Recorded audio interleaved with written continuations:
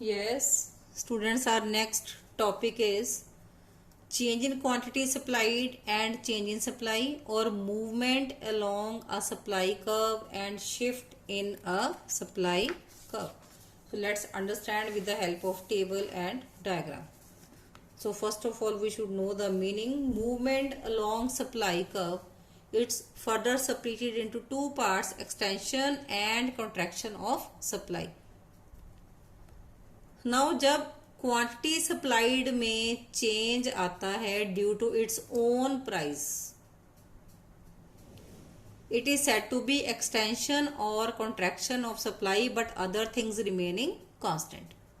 So extension of supply means other thing remaining equal when quantity supplied increases due to increase in own price of the commodity.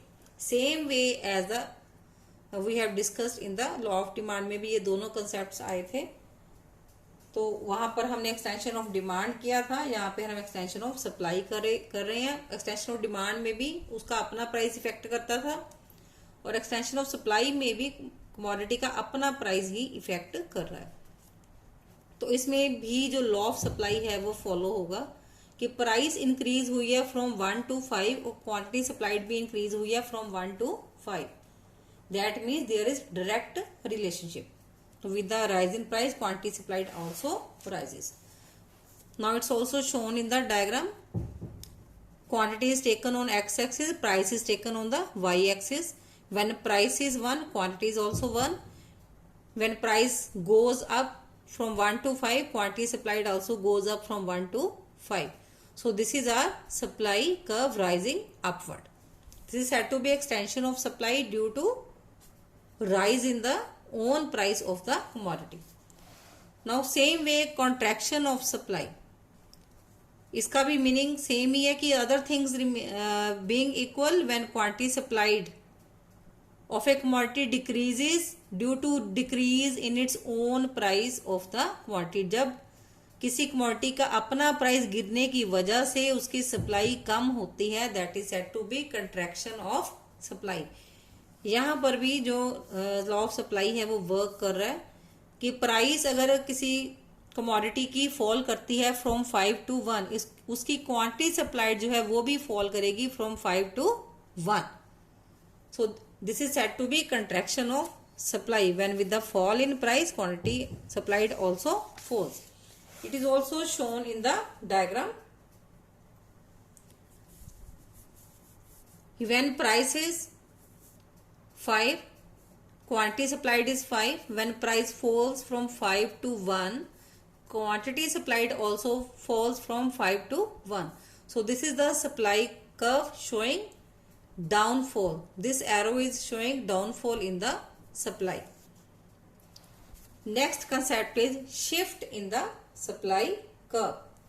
Shift जो है it is further splitted into two parts: increase in supply and decrease in supply.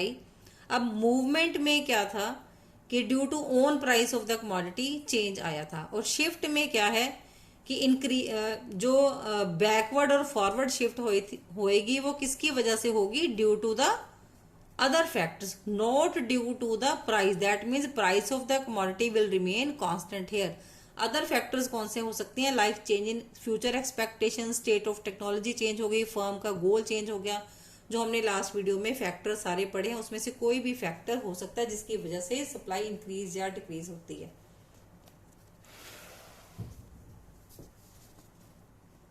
Now we will study increase in supply with table and diagram. अब increase in supply कौन सी situation है? Increase in supply को हम forward shift in the supply curve भी कहते हैं. जब प्रोड्यूसर ज्यादा कमोडिटी सप्लाई करता है at same price due to other factors. तो यहाँ पर जो टेबल है showing the same price 10 and 10, but supply increases from 20 to 30. So here quantity is 20 and then it rises to 30 and price is same, that is 10. So previous supply curve is S1 and former supply curve is S2. So supply rises from A to B. With price constant. Here जो supply में change आया it is due to other factors. It is said to also said to be forward shift in the supply curve. So there are different causes of increase in supply. There may be improvement in technology. Technology में improvement की वजह से cost of production fall कर गया। Cost of production fall करने से क्या होगा, प्रोड्यूसर को प्रोडक्ट सस्ता पड़ेगा और उसकी सप्लाई है वो इंक्रीज हो जाएगी।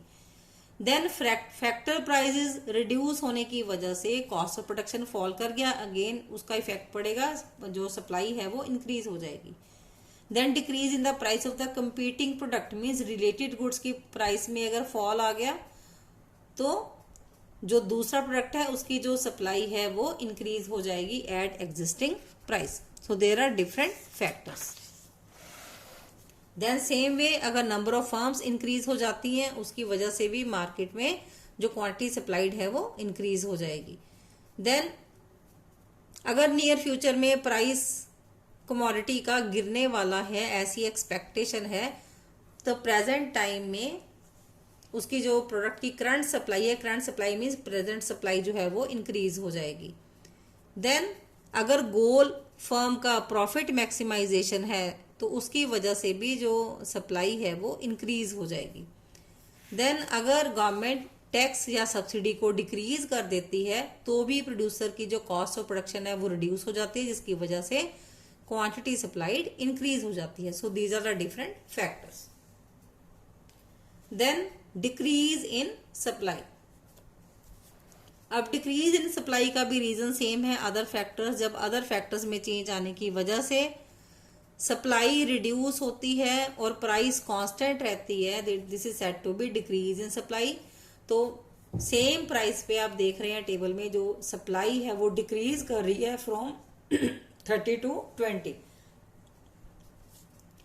So quantity supplied is shown on the x-axis and price is shown on the y-axis. At the same price quantity supplied is decreased. पहले इतनी थी क्वांटिटी 30, अब डिक्रीज होके कितनी हो गई 20। तो this is previous supply curve, this is forward supply curve. So there is backward shift in the supply curve due to other factors.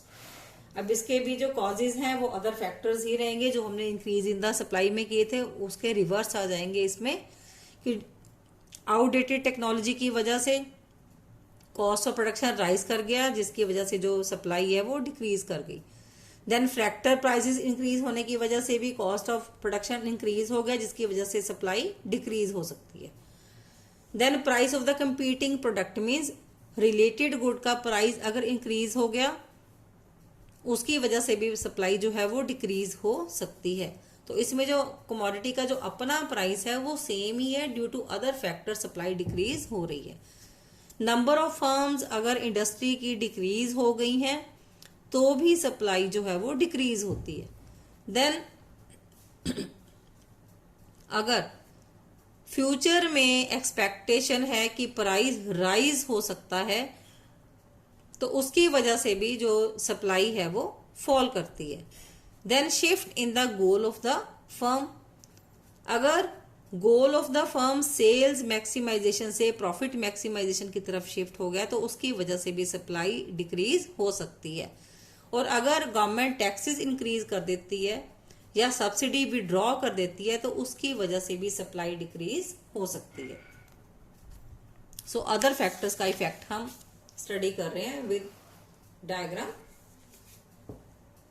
सो इसको हम स्टडी कर चुके हैं, बट अब with the help of diagram हम कर रहे हैं कि टेक्नोलॉजी का इफेक्ट कैसे पड़ता है, बैकवर्ड और फॉरवर्ड शिफ्ट कैसे होती है सप्लाई का। कि अगर टेक्नोलॉजी इंप्रूव हो जाती है तो उसकी वजह से, इंप्रूवमेंट ऑफ टेक्नोलॉजी की वजह से कॉस्ट ऑफ प्रोडक्शन गिर जाती है। कॉस्ट ऑफ प्रोडक्शन से गिरने का क्या मतलब है कि प्रोड्यूसर को जो प्रोडक्ट है बनाना सस्ता पड़ रहा है, उसको लागत कम पड़ रही है, जिसकी वजह से प्रोड्यूसर की जो सप्लाई है वो इंक्रीज हो जाएगी और there will be forward shift in the supply curve. Now input price कैसे इफेक्ट करता है सप्लाई कर्व को। इनपुट प्राइस मीन्स, जैसे इनपुट मीन्स जैसे रॉ मटेरियल है या लेबर है, तो ये इनपुट प्राइस होते हैं हमारे। तो अगर इनपुट प्राइस डिक्रीज हो जाती है, दैट मीन्स अगर हमें प्रोड्यूसर को लेबर सस्ती पड़ रही है या रॉ मटेरियल सस्ता पड़ रहा है या मशीनरी सस्ती पड़ रही है, तो उसकी जो कॉस्ट ऑफ प्रोडक्शन है वो फॉल कर जाएगी, उसको प्रोडक्ट बनाना सस्ता पड़ेगा। तो उस केस में उसकी जो सप्लाई कर्व है वो शिफ्ट करेगी फॉरवर्ड S1 से S2 फॉरवर्ड शिफ्ट करेगी। अदरवाइज अगर उसको इनपुट प्राइस जो है अगर राइज कर गई है, इट मीन्स उसको प्रोडक्ट बनाना महंगा पड़ रहा है, उसकी कॉस्ट ऑफ प्रोडक्शन राइज हो गई है, तो उसकी जो सप्लाई कर्व है वो बैकवर्ड शिफ्ट करेगी, वो कम सप्लाई देगा मार्केट में ज्यादा प्राइस पे। So next is GST and supply curve. अब सपोज गवर्नमेंट का जो जीएसटी स्ट्रक्चर है, गवर्नमेंट जीएसटी रेज कर देती है प्रोड्यूसर के लिए, तो प्रोड्यूसर को जो प्रोडक्ट है वो कॉस्टली पड़ेगा सेल करना मार्केट में। तो उस केस में जो सप्लाई कर्व है वो पीछे की तरफ शिफ्ट करेगी। There will be backward shift in the supply curve due to rise in the GST. It will shift backward from S1 to S2, but price will remain the same. हम जितने भी ये अब पॉइंट्स कर रहे हैं other factors की वजह से सप्लाई में चेंज आ रहा है, not due to the price. Price हर डायग्राम में सेम ही शो हो रही है। नेक्स्ट है सब्सिडी एंड सप्लाई कर्व। अब अगर किसी प्रोड्यूसर को जो इकोनॉमिकली प्रोडक्शन नहीं दे पा रहा, उसको गवर्नमेंट सब्सिडी प्रोवाइड करती है, तो अगर किसी प्रोड्यूसर को सब्सिडी का बेनिफिट मिल रहा है गवर्नमेंट की तरफ से, तो प्रोड्यूसर को प्रोडक्ट प्रोड्यूस करना सस्ता पड़ेगा, तो जिस वजह से वो मार्केट में ज्यादा सप्लाई दे पाएगा, तो उसकी जो सप्लाई कर्व है वो फॉरवर्ड शिफ्ट कर जाएगी from S1 to S2 with same price. There will be no change in the price. Then price of the related product and supply curve, इसकी एग्जाम्पल हम कर चुके हैं, टी एंड कॉफी दोनों सब्स्टिट्यूट्स हैं। तो इसका डायग्राम पे कैसे इफेक्ट होगा। सो अगर सपोज टी का प्राइस फॉल कर जाता है, तो सप्लाई किसकी बढ़ाएगा? प्रोड्यूसर कॉफी की सप्लाई बढ़ाएगा, क्योंकि प्रोड्यूसर जो है वो टी को कम प्राइस पे कभी भी सेल करने को तैयार नहीं होगा। तो टी के प्राइस के गिरने से कॉफी की सेल बढ़ेगी। सो जिस वजह से जो कॉफी की जो सप्लाई कर्व है, ये जो सप्लाई कर्व शो हो रही है, ये कॉफी की सप्लाई कर्व है, इट विल शिफ्ट फॉरवर्ड। और अगर टी का प्राइस राइज कर जाता है, तो किसकी सप्लाई के ऊपर इफेक्ट होगा? कॉफी की सप्लाई के ऊपर। कॉफी की जो सप्लाई है प्रोड्यूसर कम देगा मार्केट में, क्योंकि जो कॉफी है वो टी के कंपैरेटिवली कम प्राइस पे बिक रही है मार्केट में। तो प्रोड्यूसर कभी भी कम प्राइस पे कॉफी को सेल करने को तैयार नहीं होगा, तो कॉफी की जो सप्लाई कर्व है वो बैकवर्ड शिफ्ट कर जाएगी। तो ये हमने जो सप्लाई कर्व शो करी है, ये कॉफी की सप्लाई कर्व्स हैं। इसके ऊपर इफेक्ट किसका प्राइस कर रहा है? टी का प्राइस, क्योंकि टी एंड कॉफी दोनों ही रिलेटेड गुड्स हैं। So next part we will continue in next video.